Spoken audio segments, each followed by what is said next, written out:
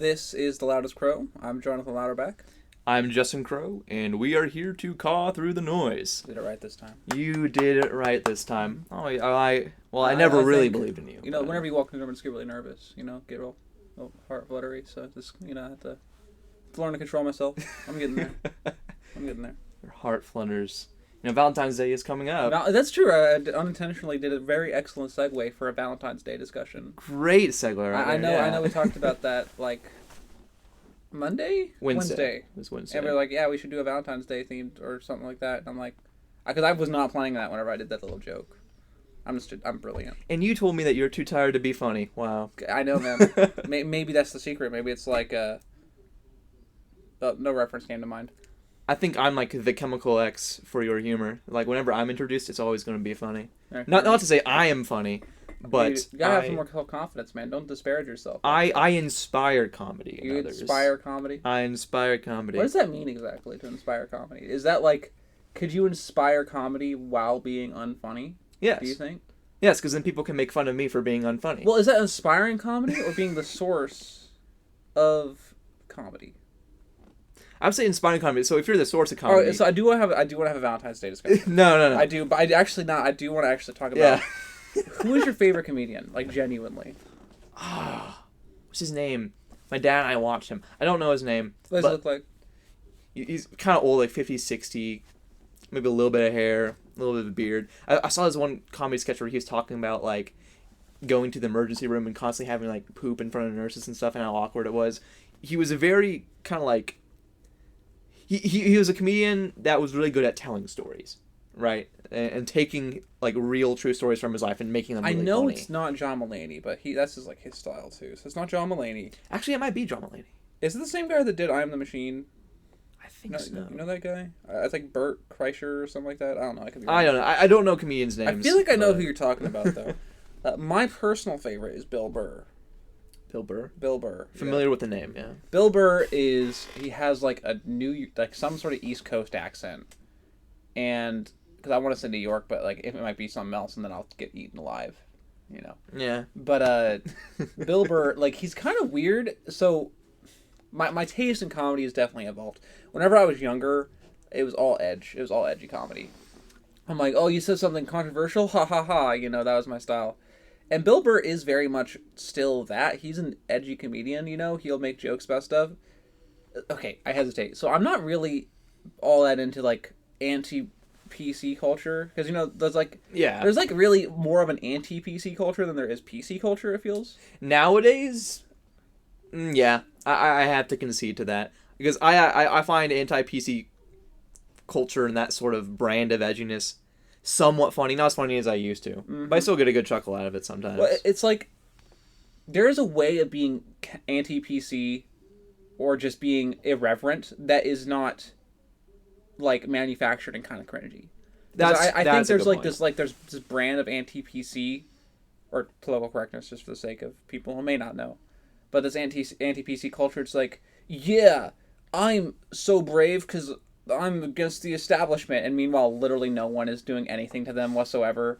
Like for them being anti-PC, they're like, I am gonna put myself up on the cross in a figure of speaking, you know, sacrifice myself against the woke culture. And it's like, meanwhile, like people are they're selling T-shirts and no one's doing anything about them. And then there's like people who actually talk about stuff that people are afraid to talk about, you know, in a meaningful way. And I think Bill Burr does that. Okay, now I think. This may be a totally different guy, but like I remember some comedian, this is like back in 2007, who was talking about like domestic violence and how it's really, really bad, but the phrase, and I'm not saying I believe this, but a phrase that kind of caught me off guard that he said that got me thinking was the phrase, there's never a reason to hit a woman, right? Because it was about domestic abuse. And the that was Bill Burr, another one you're talking about. Okay, yeah, I know the bit you're talking about. Yeah, so the train of thought was like, well, is there a good reason? No. But when we're analyzing these domestic abuse cases, we do have to ask ourselves, well, why did this physical abuse happen? Well, it's very fuzzy. It's like physical abuse is wrong. Yes. But physical abuse, and honestly, I speak from an area of an experience. I've never been physically abused, and I've never really existed in that space. Would you like to change that today? That is kinky, man. As I said, it's a Valentine's It Day is a special. Valentine's Day special. I have just been propositioned for consensual abuse. Kind of an odd segue into that when we're talking about actual domestic abuse. I'll give you a slide this one time, man, but you gotta be careful. You gotta be careful. I don't know. You gotta be careful. Do you want to run for office one day, man? Do you want to? Like, okay, that's kind of off topic and it's kind of a joke, but have you ever thought about that? Like, I have thought about it a lot.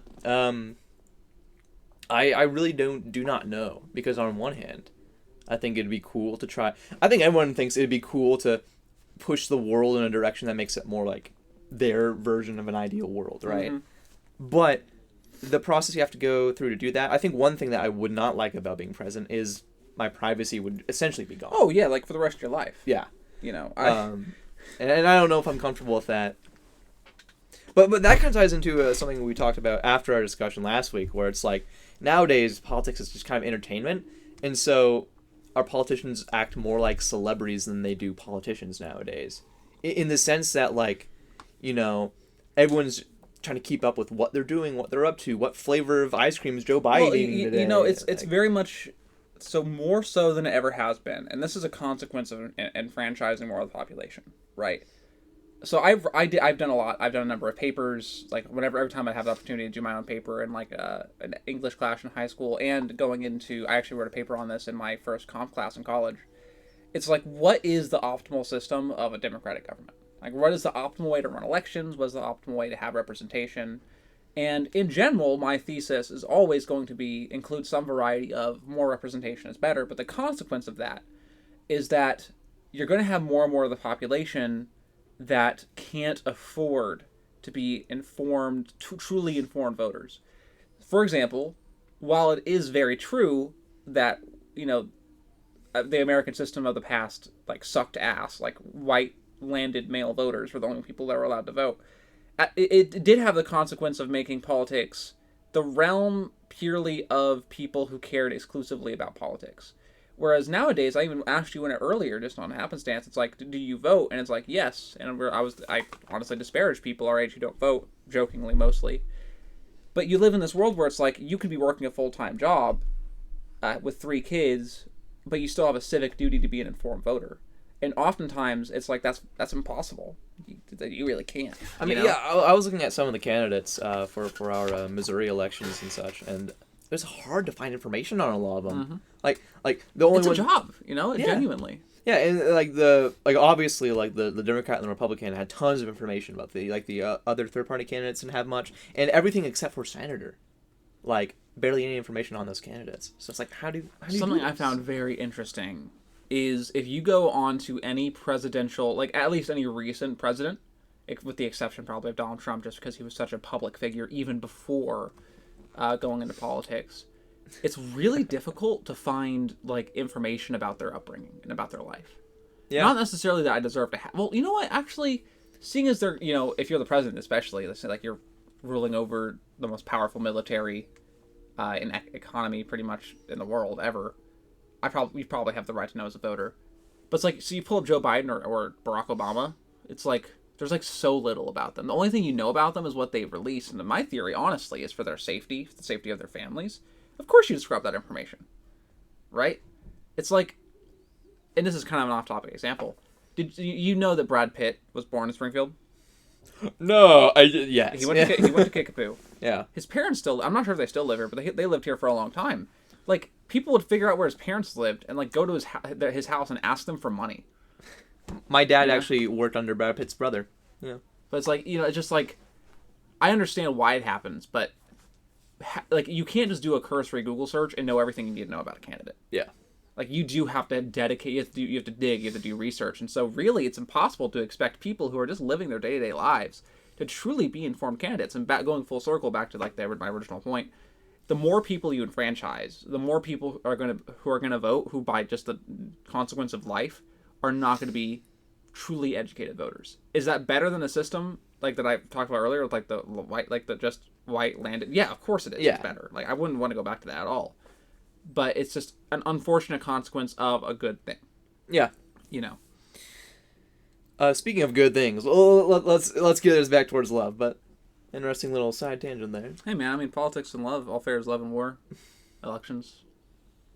And I don't know, like Minesweeper. Do you love Joe Biden? No, Does Joe Biden love you? I hope not. You know, like I don't. Okay, I know we'll get to our topic. We'll get to Valentine's Day. We'll get to love. But real quick on Joe Biden, like, listen, I'm I probably lean Democrat. I'm not ignorant Democrat. But God damn it, that guy's creepy. He's so You know, like creepy. it's just Oh like my I goodness. don't like him. You know, and like of course a lot of stuff you hear about him is probably just like exaggerated for the sake of political gain, like it always is. But motherfucker like grabs like girls' hairs and sniffs it. Yeah. Like, what? And half the time he'll get on stage to say something, he'll have a note card and he won't read it properly, so he'll just start gaffing and saying all these weird things. And it's like, get this man into some kind of Alzheimer's care facility, please. You know, it's like I want to believe he doesn't have some sort of like cognitive issue, but but like it's really interesting because like obviously I'm not a big Republican. I'm not big into right politics, so I usually vote left, and my only option for voting left if feels the Democrats. And once again, we'll get off of politics. We'll get on to Valentine's Day. I swear, I promise. Well, one of this is just to see where the conversation But goes. like, god damn it, if it's like, if this is like not one of the weirdest presidents we've had, at least to be fair, like we live in the digital age. Like we know about their weird stuff more than we ever have. I mean, the whole thing with Trump and Biden back to back is just, I think that's down the road going to have huge ramifications for the country, just because it's just so weird and surreal. Like like the internet brought some of this into play. We had a reality TV show host, followed by a grandpa, a grandpa who keeps forgetting to take his meds. Bo Biden. Man, and like I don't hate Joe Biden. I would have preferred Trump simply because I feel like a president's job is to execute, and Trump, whatever he wants to execute, he's pretty good at executing. I will say, dude, you know, for what it's worth, too, like, he's not looking the best mentally either right now. Right now, you know, okay, like, I'm tracking with you on that. You know what I mean? Like, maybe in 2016 it was a bit better. He's getting fucking old, too. See, that was one thing that was so weird, because Donald Trump, I didn't know how old he was, but then I heard this. Say what you will, his orange skin and toupee does a lot for him. It does, and like so when I heard his age, I was like, whoa. And then Joe Biden was even older than that. I know, like, yeah. It's like, but like even then, like Joe Biden's like almost 80, and like Donald Trump's like at like I think he was born in 1945. I think he's like 76 or something, which is old. Yeah, that's like almost average life above. That's above average lifespan old, and it's like they're both codgy old men. But okay, let's move away from politics. I'd love to talk about more. But Donald Trump is like the more angry sort of grandpa, whereas Joe Biden's just the one that's kind of like lapsing and just losing himself. You know, one thing I will say that has been nice about Joe Biden's presidency is that it's been more quiet. Like, of course, there has been controversy, you know, but it has been a more boring presidency, which I prefer. I prefer that as well. Yeah, I prefer to the weekly like just chaos. It felt like, of course, the same amount of shit is happening in the world, but I'd rather not feel like our first foreign relations response on Twitter. You know? Yeah. Donald Trump definitely turned up the energy too high when it came to the presidency, which is something I didn't like about it. And that was really what made me mad about the 2020 election. And I'm kind of glad I couldn't vote then, because I would have voted for Trump, but I wouldn't have liked voting for Trump. And I feel like if I'm voting for someone to represent me, I want it to be someone who actually represents me, as opposed to... That's the biggest issue right now. As opposed to, let me vote for the person who is the... most likely to win. Well, not even that. Let me vote for the person who does the least worst job of representing me. Right? Yeah, the lesser of two evils is what I've heard a lot of. Yeah. So hopefully 2024 we do better. You like GCP Gray, right? GCP Shout out Gray. to GCP Gray. Love him. Yes. Or CGP Gray or whatever it is. Whatever. Yeah, but Gray. He has a few videos on something called ranked choice voting. I love that. Ranked choice voting. On it. I would love that so much. Like yes. that is just... It would fix so many problems. It really would. At every level, too. Yeah, at every level. Yeah. Mm-hmm. No, ranked choice voting would be fantastic. Because then it's like, not only does it encourage people to do research on candidates so they can accurately rank them. Because like when I see a ranking video for like the best Mario Kart tracks, which I love watching, by the way. Are you like a Mario Kart fanatic? I'm a Mario Kart fanatic. Well, I'm a fanatic for lots of games, and just seeing ranked lists of elements of those games. You have to know everything in that list that you're ranking really well to accurately put them into a structured kind of worst to best. And even then, like, even list. if you only know, like, your top 4, if you could get to choose 10, Yeah. and you only know your top 4, you still know more than what you know nowadays. Yeah. Like, nowadays, why would you even do research if one person, like, really doesn't represent you, and the other person maybe doesn't represent you the best, but it's better than what you think the alternative is? Exactly. Yeah. And so ranked choice voting encourages people to explore their options more, so they can be more informed, so they can make better, more informed decisions, and so that it's less about, okay, who are the most people fans of, right? Who is the most person, who is the favorite? Mm-hmm. Who's the favorite? It's less about that, and who are the most people willing to work with, Mm-hmm.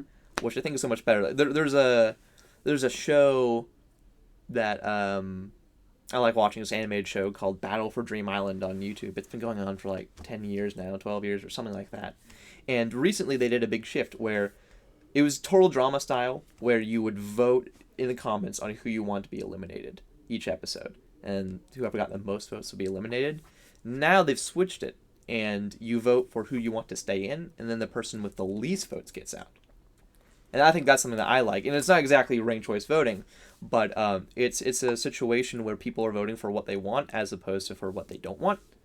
And it's a different mentality. Yeah, and so with our system right now, it's easy to wind up in a situation where you're voting for who you don't want as opposed to who you want. Mm-hmm. Whereas with ranked choice voting, it's the full spectrum of who you want, from the most to the least, right? And so it kind of captures so much more that way. And that would, because right now, politics is kind of like a game of tug of war. Oh yeah, very much. Yeah, so. And so this ranked choice voting, it's not about going as far to one side as you can to hope to lump that side and as much of the centrist as possible. People would it'd be smarter for them to go for the center in ranked choice voting, because then they would have the widest appeal. Yeah. Which is a downside and an upside, but I think that the pros outweigh the cons. Yeah. Easily. I think that in a system like a democracy that thrives on compromise, polarization leads to a lack of compromise, which means shit just doesn't happen. Yeah. And if anything does happen, there's a good chance that it'll be undone soon. Oh yeah, exactly. Because it's usually so unpopular with the opposing side that by the time the other person gets back into power, which they always do, it just immediately gets wiped out. Like I think of Dreamers. You know anything about those? Long story short, it's been so long since I read about it. There were a bunch of immigrants who moved over here as asylum seekers.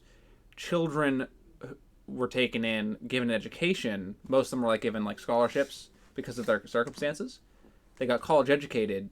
They didn't have actual citizenship status, but they were allowed to stay in the United States because of their asylum status, I believe, under Obama. Trump came in. It's goodbye. Pretty much, and it's it's just a shame, whether or not you agree with it or not, that people were able to build lives under the assumption that something was going to happen and then had it ripped out from under them just because of politics, just because of the swing of the pendulum. Yeah. You know what I mean? It does really stink. Yeah. It's regardless of whether you think they should have stayed or gone, you wouldn't want the pendulum to do that to you. Yeah. I would prefer the pendulum staying on one side or the other than swing back and forth. Or even just stay in the middle. Yeah, being a smaller pendulum. Well, that would be the optimal thing, the Mm-hmm. optimal case. So I would say that would be optimal. It's staying on one side would be okay, fine, we'll adapt. Is in the middle, and then with it swinging back and forth is even worse, because all that change just leads to chaos. Mm-hmm.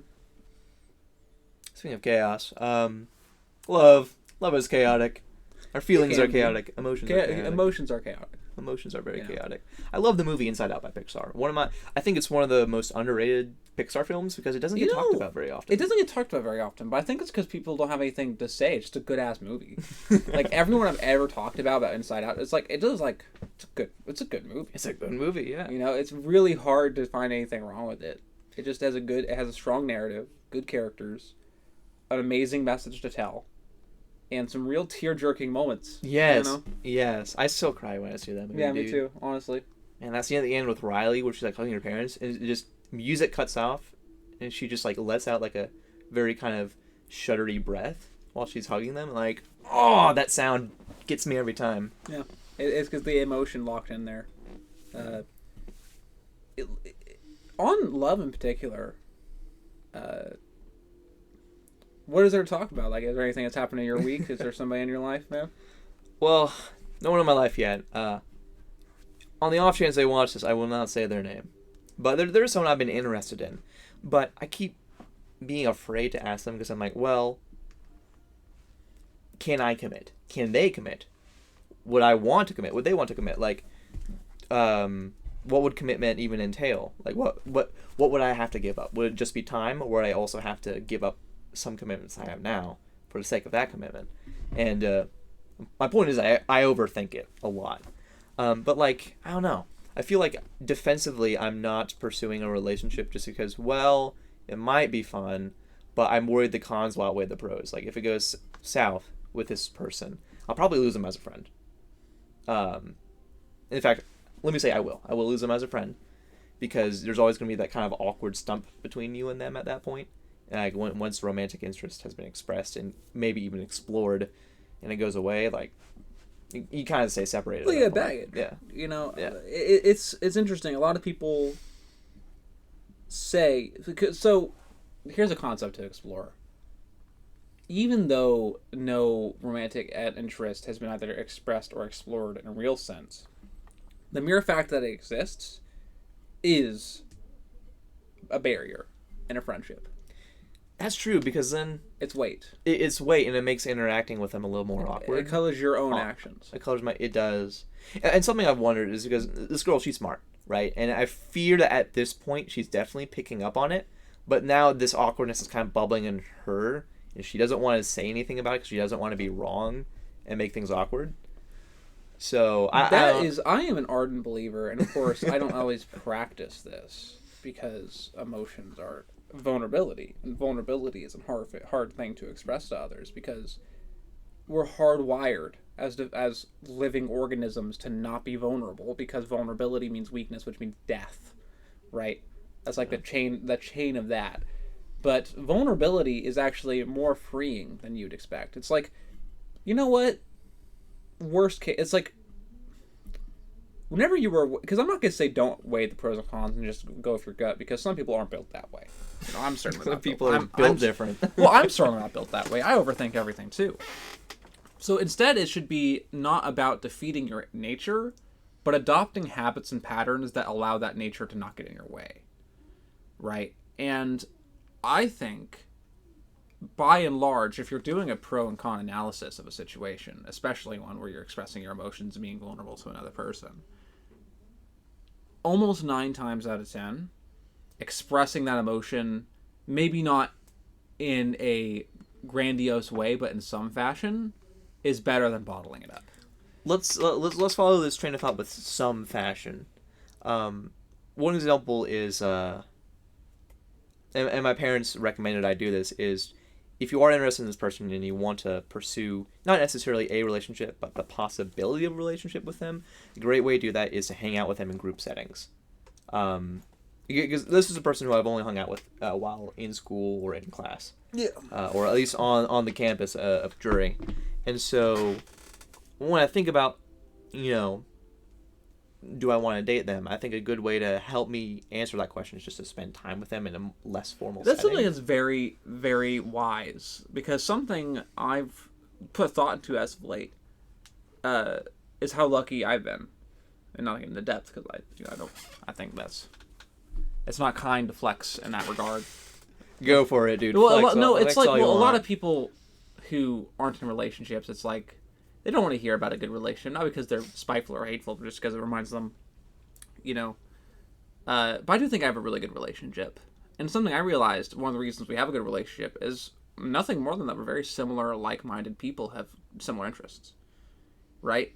It's like oftentimes, those base instincts kick in, you're like, I might be interested in this person, and then you're like, but we have no common interests. We have differing personalities, different goals in life. And you're kind of swimming upstream at that point. I actually, you know what I mean? I sort of disagree simply because my parents are very different people. Can it work? Yes. But what I'm saying is you don't have to make every single passing interest work if it's not going to at first. Okay, that's actually something I have considered. It's like, learn about the person. Learn about the person, yeah. And don't operate on the assumption that you have to. It's like... Well, one thing I'm trying to avoid is I'm telling myself, Justin, you don't have to decide whether or not you want to pursue a relation with them. Like, this isn't a binary thing where you have to decide, oh, no, I won't. Yes, I will now. I can just kind of let it ride until I have enough confidence to make a decision one way or the other. Because that really, the root of my concern with this and my overthinking is almost confusion.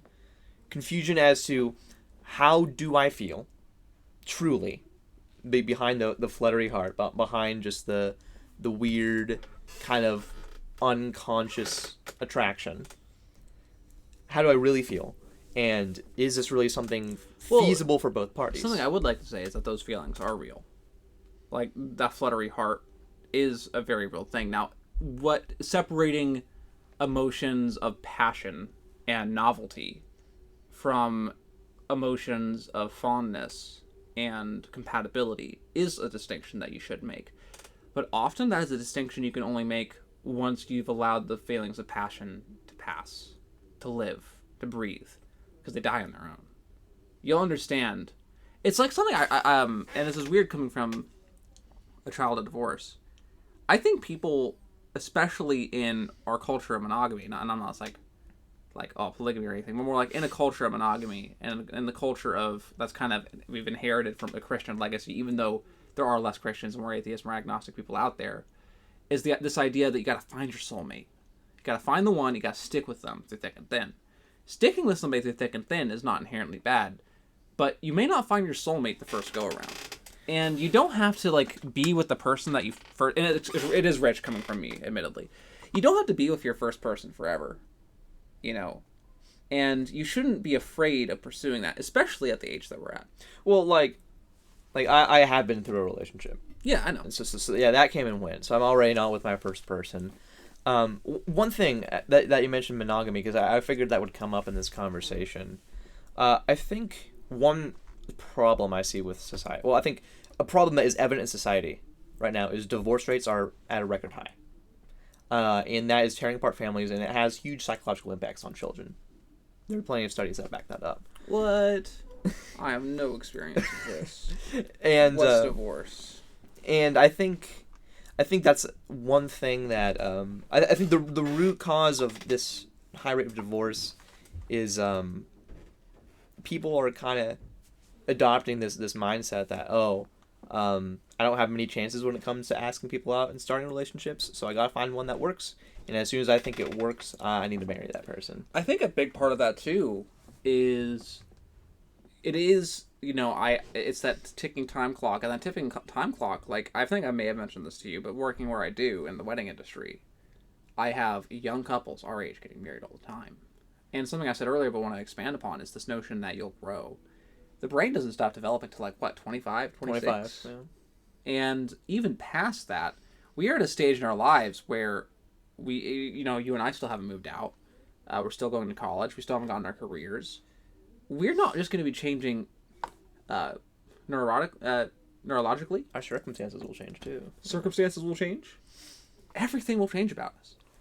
It's like it's not that you shouldn't pursue a committed relationship before then, or not that it can work, because it can. It has in the past, but it's more to expect that to be the only outcome, and to allow yourself to be pushed into something because you feel like you don't have time.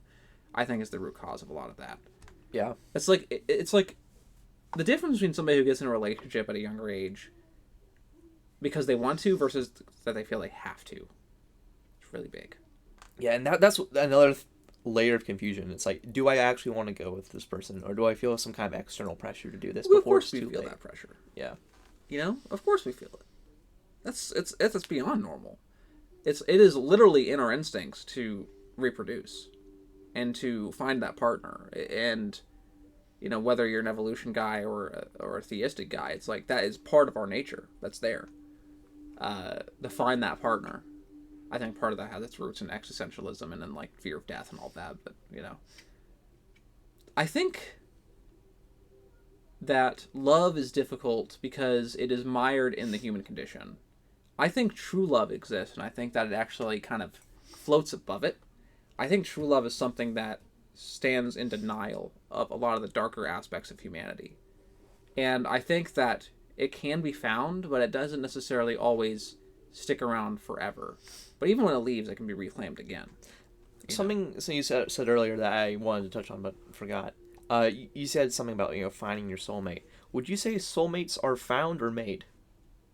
I think that it could be either. It really can. You can find somebody who is at that perfect stage in their life to be perfectly compatible with you. Or you could find somebody, and you yourself included, it's like you could find somebody who's perfect and not be ready for them. And vice versa.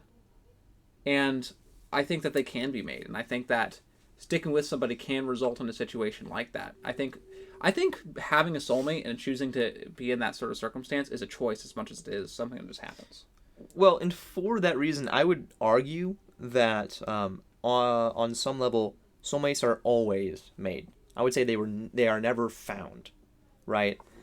Simply because it's a matter of it's not a matter of finding like the perfect person for you to be with. It's a matter of finding a person who you will let be who you are willing to let be your perfect person, essentially. Like again, my parents, vastly different people. I would not define them as star-crossed lovers who found each other, right? They gave a relationship a try, and they found that they admired each other enough that they were willing to commit to the task of seeing each other as their soulmate and growing together. And I think that's what marriage should be about. It shouldn't be about, I have found the person I want to be with for the rest of my life. And, not even that. Marriage shouldn't be, I have found the perfect person for me to be with. Marriage should be, I have found a person who I'm willing to work with for the rest of my life. I think the distinction you're making is very fuzzy and minor. I think that at that point, if soulmates are only made, you'd have to argue that finding a person who you are willing to be with. Well, then you could argue that's the soulmate. You know what I mean? But then I wouldn't say that I think fits it's the a blend. I think it's a blend. I think that a lot of it depends on not just who you find, but who you are. Right? And in that sense, I think that because you can find the right person at the wrong time. Well, now that's another complicating factor, is the circumstances in which you find this person. And the circumstances that develop as you're together. I think that love, as it is presented to us in media and in culture, is something that has developed to be, it's like if you find love, you're going to be okay. When the reality is, while finding love and finding that person or helping become one with that person can happen and does help, it can also be a source of strife in of itself. It can be. Yeah. There are plenty of people out there who have found the world of love to be too difficult for them to find worth going into. There's so many of those people. And I think their existence implies, it's like, love isn't something that is inherently superior to being alone. It can be, right? But it depends on the person. It's like, my great-grandma, my grandmother Lou, she was with her husband for 60-odd years, something like that. Maybe more like 50-something. From the time she was 19, he was 25, till he passed away at, I believe, 80. And she was like in her late 60s, early 70s. She was still young enough, or maybe it was like early 60s. She was still young enough, especially with how healthy she was, that she could have gotten into another relationship. But she told me at the time that she didn't want to, not because she couldn't find anybody. She had actually people express interest. It's because she wanted to be alone for a while. She had never gotten to have that experience. And I think what I'm touching upon is that a lot of people fail to... Love is not something you just feel for other people. It is something you have to feel for yourself, too. Yes, definitely. And I think a lot of people pursue external love to distraction of that they should feel inside for themselves. That is actually a huge point I do agree with. Because, common relationship advice is don't get into a relationship to try and fill some kind of hole. Because that's a sign that you're not ready. Well, you're never really ready. And you're never really completely ready even when you're in a relationship. I will revise my statement. Don't do to fill that hole because... I know what you mean. Yeah. I do, and you're right. It's just interesting. Love is interesting in the sense that there is no... Like, it's difficult for overthinkers like us to really grasp, But it's not something you can perfect. It's not something you could analyze to satisfaction. Never. Other I will find an optimized algorithm for love and become the world's most macho man. Yeah, I will find the algorithm. Okay, Mr. Andrew Tate. But like, it's really fascinating because love is, in a way, and truly embracing other human beings is in a way chaos. It's like you joked earlier, like chaos, embracing the chaos of love. And that's the reality, because the only thing you can really control in yourself, and you really can't control yourself sometimes, and you certainly can't control other people, at least in any legitimate sense. So making yourself vulnerable and putting part of yourself, like giving part of your heart to somebody else, is like one of the most leap of faith things you can do. And it's very liberating whenever you finally get there. Like you said, like having that vulnerability just isn't... While some see it as a sign of weakness, it can be very freeing, like you said. And I agree. I find myself... I found that as I've gone on in my life, and as I've opened up more to people and become less reserved, it has been very freeing. It's like, I don't have to wear a mask. I don't have to wear all this heavy armor. Yeah. Because it's just baggage. One thing that some friends were saying to me last night, who actually watch our podcast, is... Really? People watch this? Oh, you're crazy. No people don't watch this. That's wild. Yeah. No one watches this. And if they do, they should feel bad for themselves. People don't watch this. Yeah. Do something else with your time. Go take a shower. Read a book. Yeah, I can smell you from here, by the way. Stinky ass motherfuckers, man.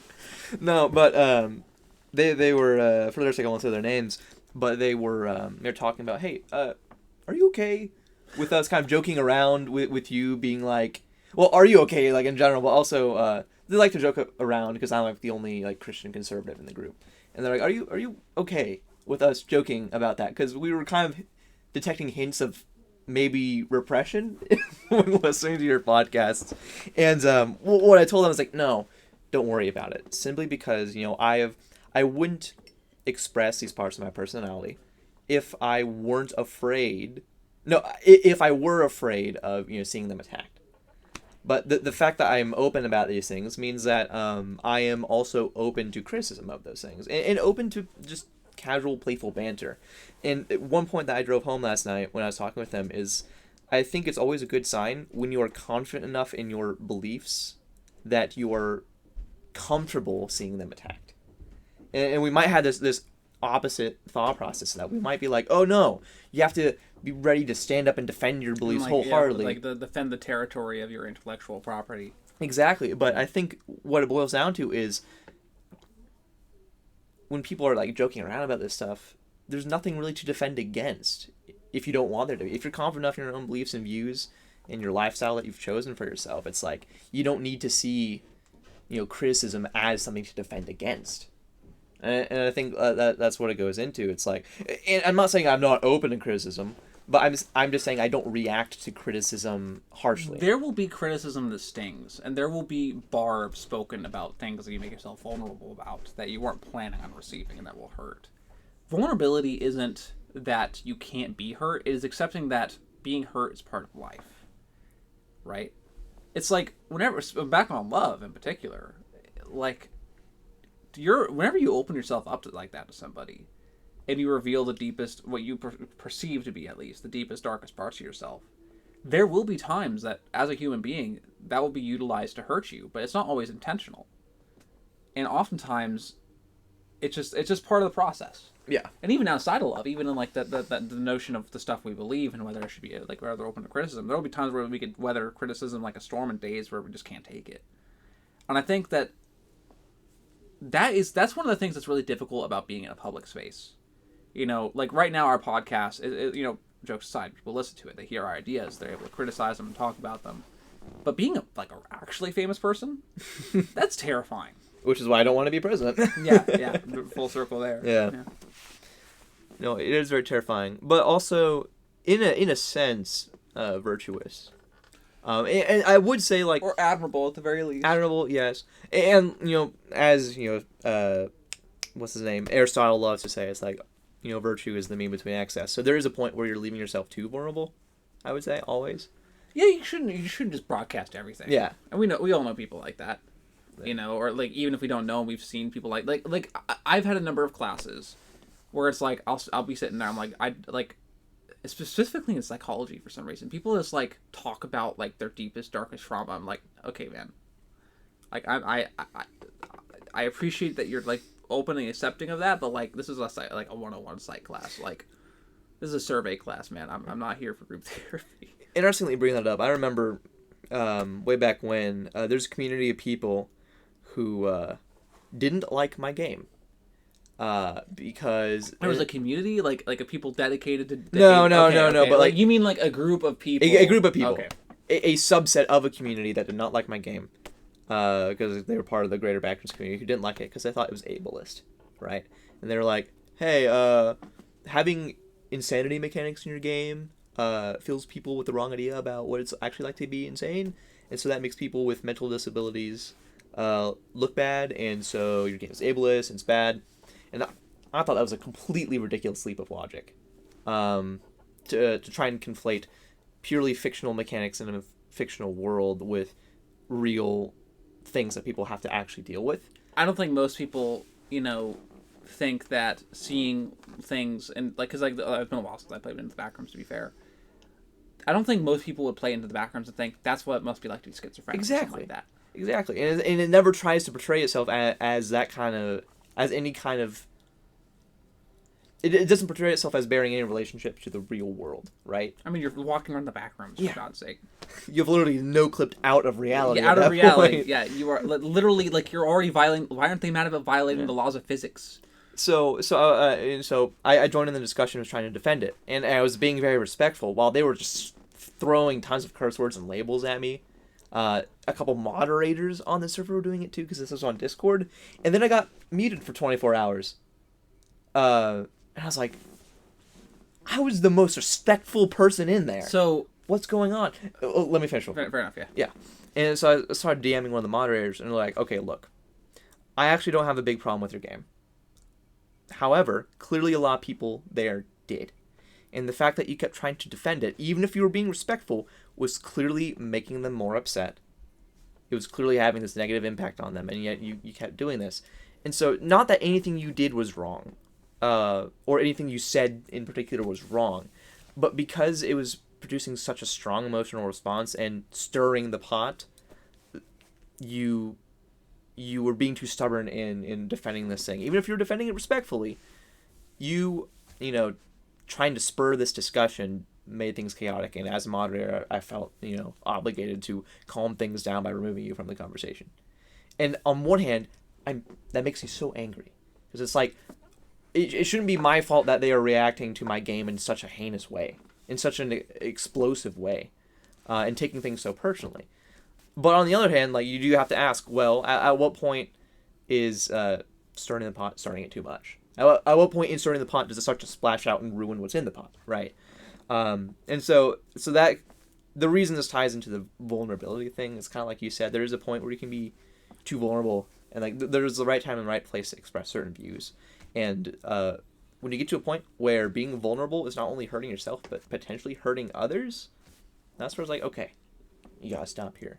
Which I think is a very interesting thing about how you being vulnerable and making yourself open and weaker can sometimes spread to other people in a weird way. Or like you being vulnerable can have a stinging sensation for others, right? Because when I hear someone talk about their mental health issues and their trauma, well, then I'm just sad. I'm like, I didn't need to know that about this person, and now I do, and I'm just sad. It's a weird middle ground. Like, I've heard about, like, it's interesting, even in our generation, you know, which is very, and I personally am as well, pro mental health, pro talking about these things, opening up the conversation. It's like there are still terms like trauma dumping. Like, people still disparage people who share too much. And so it is a very fuzzy line in the sand. It's like, well, like, is it about who I share with? Is it about how much I share? At what point is it that you are too vulnerable?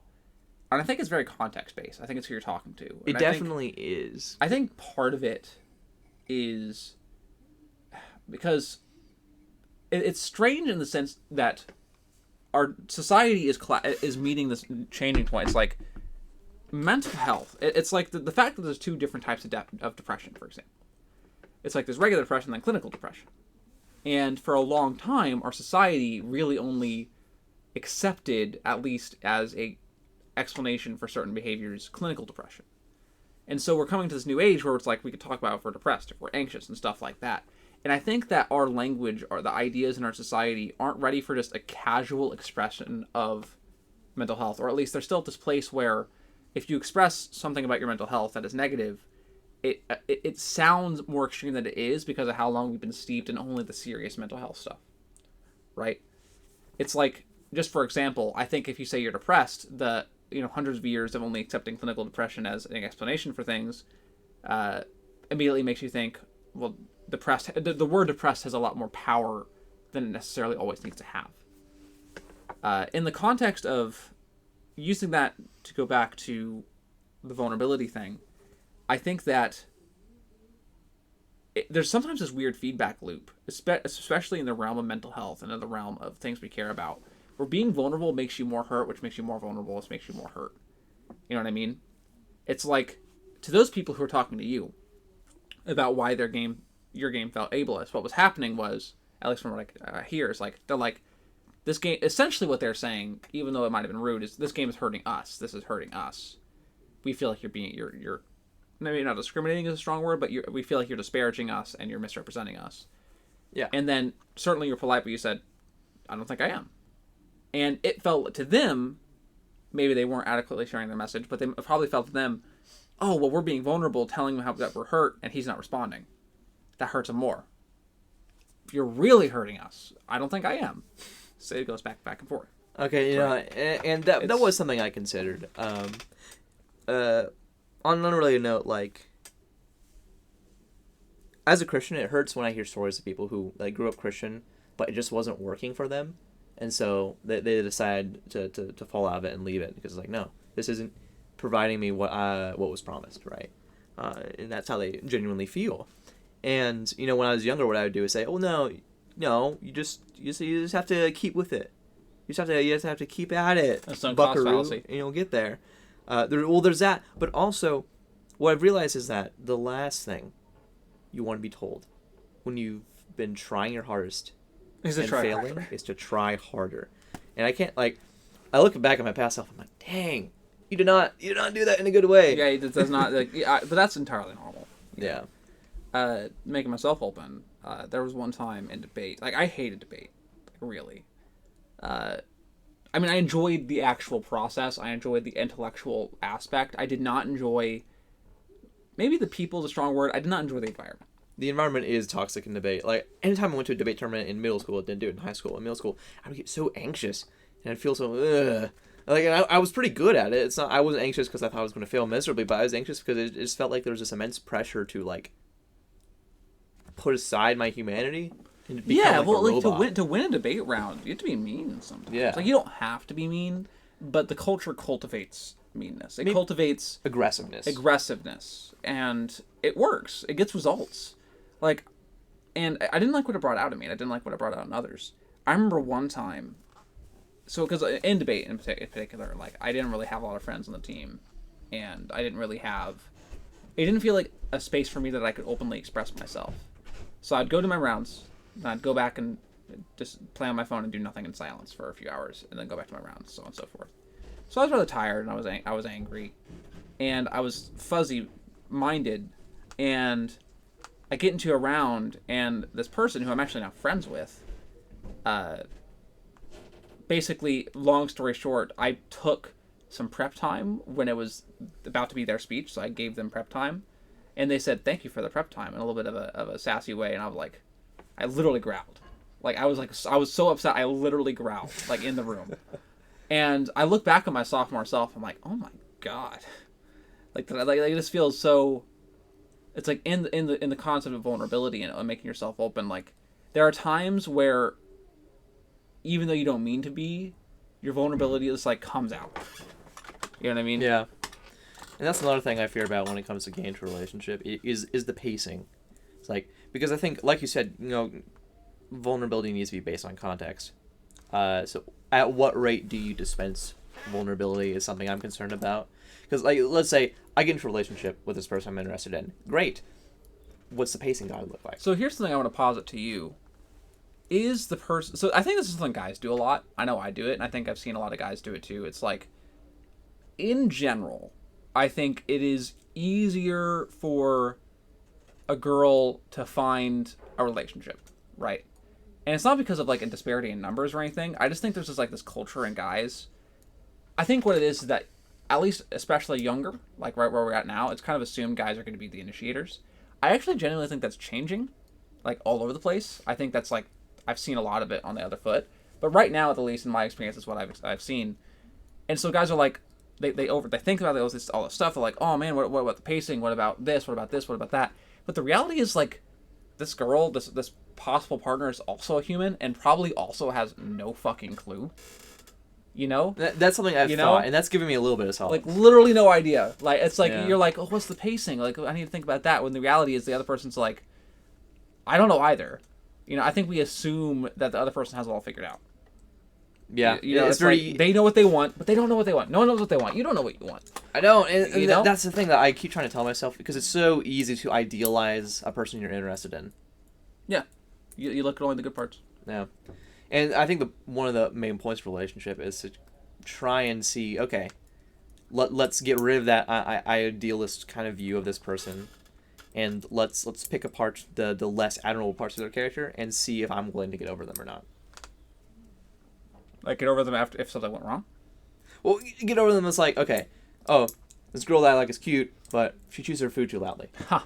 Or she has stanky farts, or something like that. I didn't read, but I saw a TED Talk. I'm not sure if it was TED Talk, actually, but a while ago about this concept. Our society actually really demonizes settling. I think it's a beautiful thing. We talked earlier about, like, how it doesn't have to be your first relationship, but if you decide, like, your first relationship doesn't have to be your only, you know, you don't always have to truly commit to somebody, but if you do decide that you want to commit to somebody and that's what you want, settling is crucial. Settling is saying, despite this person's flaws, I am willing to love them anyway. Yeah. You know, it's looking at the holistic person. Yeah. Because at the end of the day, there is no perfect somebody for you. You're going to find something about somebody that you don't like. Yeah. Now, the question is, how much of that thing is problematic and how much does it actually bother you? Because it's like, if it's something like they chew with their mouth open, you could probably live through that. Well, and that's one thing I think that I'm doing right now is I'm at least letting myself know, okay, what are like my non-negotiables? Yeah, your boundaries. So it's like, what are the things that a partner needs to have, and what are the things that a partner can't have, for me to want to like pursue a relationship with them. And so for me, right now my standards are pretty low. Christian female above 18. Well, the obvious ones. Well, I think it was really funny that, like, because you said Christian female above 18, human. Yeah, because the other we gave you shit. It's like you're like, yeah, Christian female. It's pretty much my only. You know, I just want to meet somebody. If we're like, oh, but what about the age, man? Yeah. And what about the species? Well, obviously, there's some basic boundaries, and I understand. Like, I think that, you know, you might get some flack for like only want to date somebody that's your religion. I think maybe you don't have to date somebody outside your religion. You've already done that, obviously, but maybe. And obviously you probably do at jury, hang out with people outside your religion. But maybe even, how about this? You don't have to go, you don't have to get into a relationship right away with somebody that's not your religion. But maybe open yourself up to the concept of dating. You know? Well, that's what I did with my last one. And I think, if anything, that just gave me... Because the reason we broke up, we had a great relationship. But the reason we broke up is because, well, long term, this disparity in religion is just going to cause a lot of problems. Well, it's important to you. Yeah. Yeah, and so I get that. And because of how important it was to me, I'm like, okay, now I know this is a non-negotiable for my next relationship. And I give huge kudos. Would the domination matter? Oh, no. No? No. As long as, you know, they believe Christ died for our sins. Like, what if they're like, okay, I know I'm mostly joking now, so feel free to just like answer this jokingly as well. What about a Scientologist? Okay, a Scientologist, right then and there, married on the spot. I would fly out with them to Las Vegas, go to one of those like drive-through wedding places. That's crazy that those exist, isn't it? Like, you know, like the whole notion of like a drunken wedding. Like, could you imagine waking up like the day after like a bender? Obviously, I probably won't. But like, just you wake up after a bender and you're like, "Hello, hubby." You know what I mean? Isn't that crazy that actually happens, like, to people? That is crazy. It really is. Wait, Are those like drive-through wedding places like officially like actually accredited to do weddings? Yes, that's the crazy part. Yeah, that's the only that's like the reason they exist. That's crazy. Because they can actually do that. That's wild. What a wacky world we live in. What a very wacky world we live in. Would you? So, obviously it's important to you, and this is also like.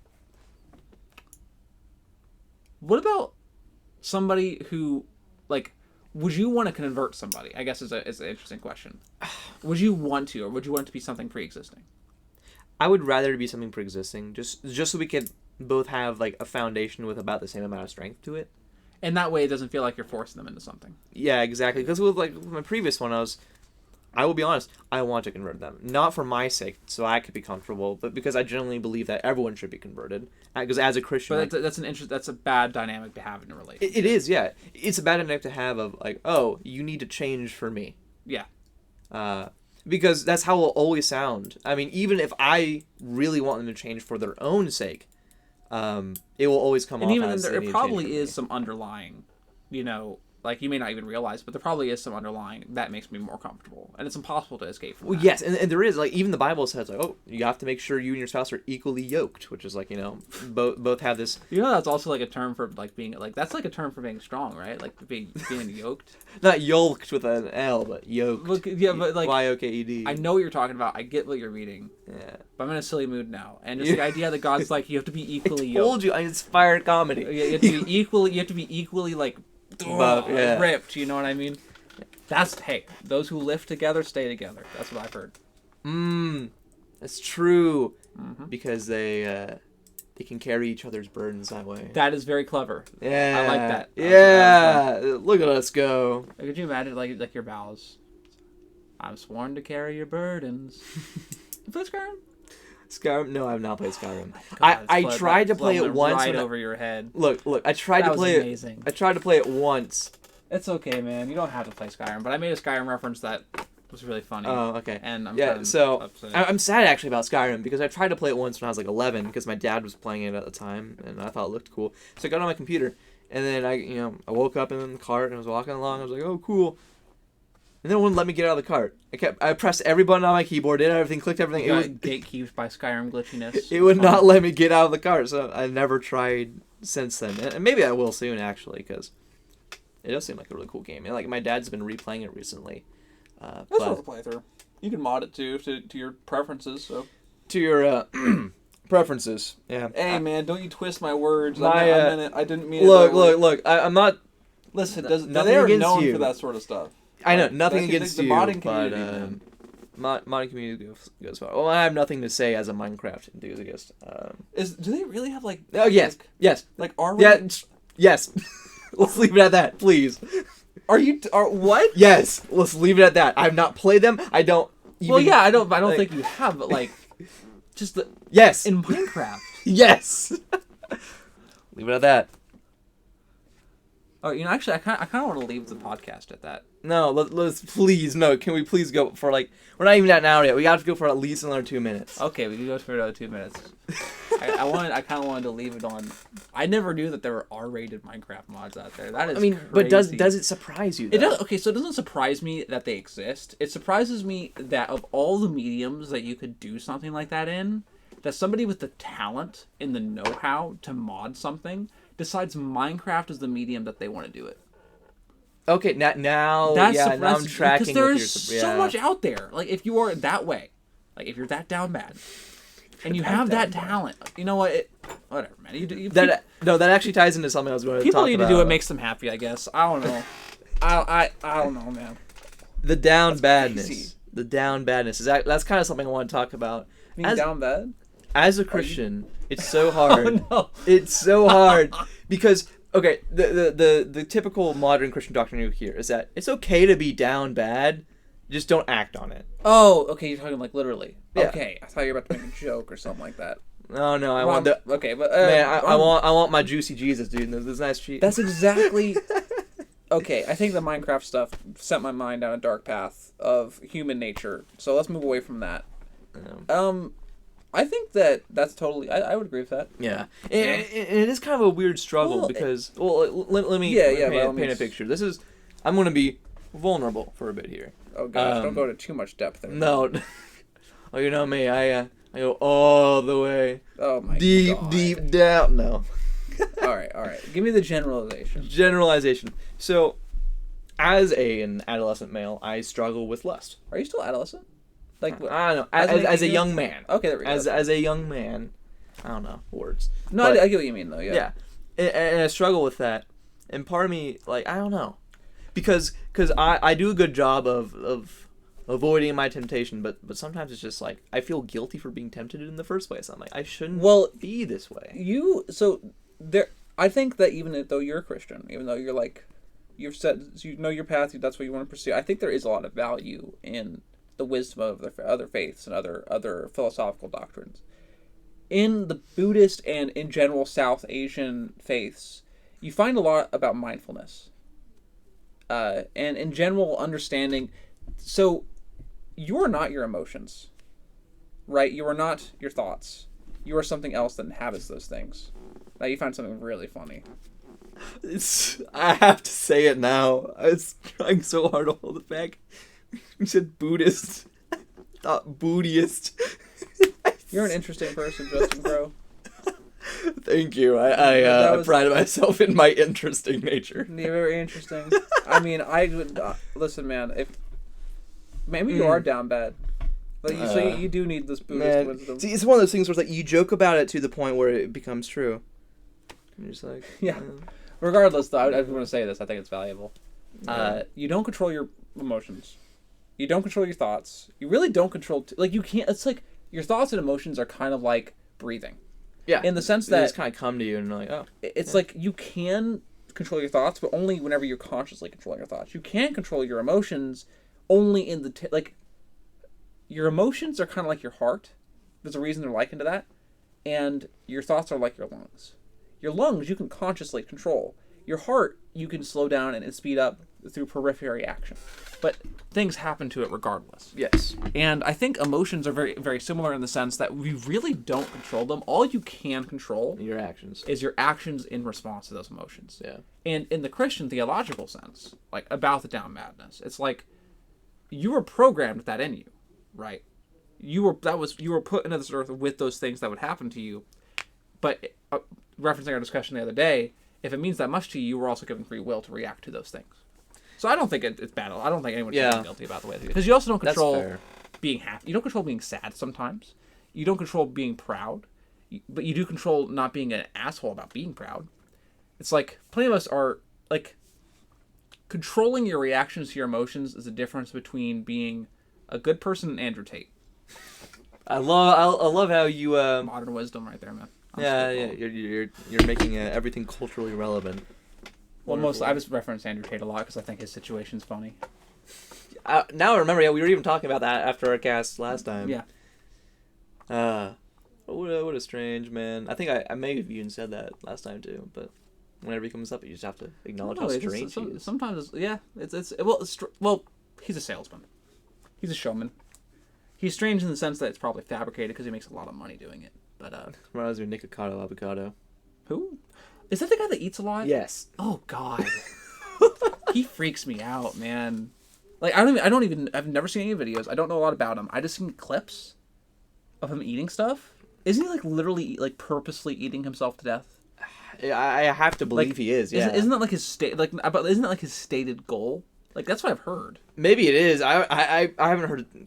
I haven't heard it put quite that way, but he knows that what he's doing is unhealthy, but he does it willingly because he gets money and views from it, and he gets reactions from people, and well, and that's one thing that I just don't. Man, the internet just encourages reactions so much, as opposed to actions, because reactions are things that are harder to control. And the internet seems to kind of encourage people to quickly let out the first thing they think about doing when they see something. And that's usually not good. Because we have to have the ability to react to some extent. We have to have the ability to, like reflexes. We have breathing. We have to be able to do things without consciously recognizing what we're doing. But we also have to have the ability to know what we should consciously control and know how to control it, right? And so seeing the internet bringing all this negativity out of that, out of the human nature, there has always been that aspect. Now, is the internet accelerating it? Yes, but sensationalism, reactionism, has always been a thing, and it's always really had a major impact on civilization in one way or another. And I think case in point is like Roman politics. Like, have you ever seen like the graffiti? Like, have you ever seen Roman graffiti? I'm not sure if you actually still have it, but there's there is like marked cases of like Roman citizens going around Rome, like drawing penises and saying, "Okay, I have heard of this. that. This politician sucks." I have heard of that. Yes, like that's always been sensationalism has always been a thing, and I think the internet has accelerated it, but I think that can be a bad thing. But the internet has also accelerated positive action in many regards too. I think that the great example. I think I do want to leave on this because I do want to end this before too long. But the greatest example, I think, is the connection of disparate communities that has the double-edged sword. There are people who maybe speak almost extinct languages who are able to communicate with each other, able to find each other. Families who are lost who are able to find each other because of the internet. Friends, long-lost loved ones. People who are in otherwise marginalized groups can, organize together for better change. But then, of course, it also has the double-edged sword of people who maybe once had stupid ideas in isolation, who told their family, and their family was like, "Oh, that's stupid, don't say that," are now able to find people with the same stupid ideas. Case in point, flat Earth. Flat Earth. I mean, the internet, it's really just kind of a nexus for building connections, and that, as any tool, can be used for good and can be used for harm. Yeah. Flat Earth is crazy, man. You mentioning the Roman graffiti brings me to just something I think about every now and then. If I'm on the road and I see a car pass with like a ton of like super political bumper stickers on either side of the aisle, I'm like, who does that? What do they think they're accomplishing? Dude, I every time I see a bumper sticker, it immediately changes my political affiliation.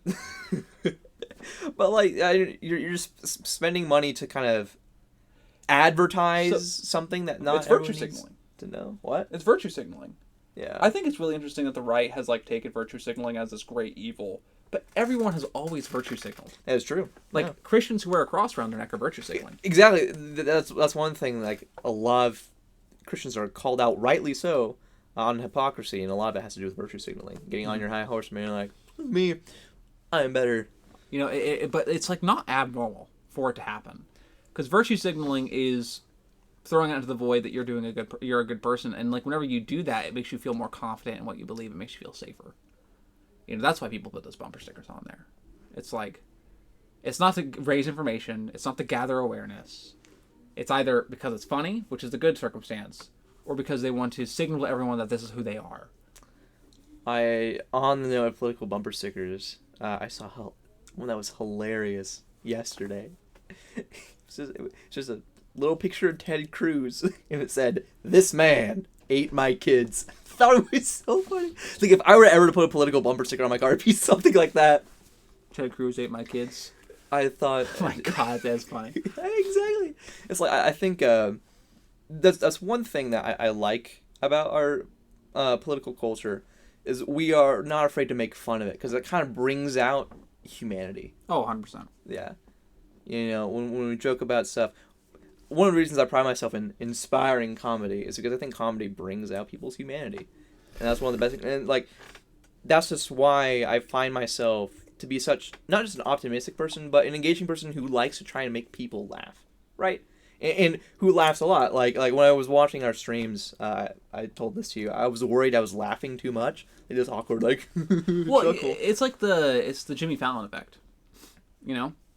People often oh, he has a fake laugh or whatever, but all he's doing is just trying to be amiable and happy and make people comfortable. Yeah, that's not a bad thing. Exactly, and so that's why I think I've kind of conditioned myself into doing that, and why, if I think it's too much, I can always try to dial it back a little bit. But I should never be afraid to throw in a chuckle or a laugh, I should never be afraid to try and make people feel more comfortable. Yeah, I was like, wow, that's not a bad thing. Yeah, smile. Something I realized I don't do that I should do more of is every time I work with somebody who's in a professional aspect, I'm working with the transfer schools or stuff like that, and I'll go up to the desk or wherever, and the person will be like, "Hi, how can I help you?" They're just smiling at me. I'm like, in return, I'm like, you know what I mean? Just the bro face. It's I shouldn't be afraid to smile even if I don't feel it. You know, because like smiling while doing something you hate is probably better than just. I can't do poker faces very well. I actually see that as a good thing. I see it as a good skill to lack. No, that's fair. Is to not be able to hold poker faces. I don't know. I just like smiling. Man, now we have to title this episode like "Live, Laugh, Love." Yes, I love that. Live, laugh, love. I dig it. Live, laugh, love, man. You say you love that, huh? Hey, so Yeah. let's end it on this. I have one last like little thing. Okay. Yeah. Live your life vulnerable. Yeah. Laugh freely to make people comfortable. Yeah. Love R-rated Minecraft mods. I wanted to end on that, and we're gonna end on it.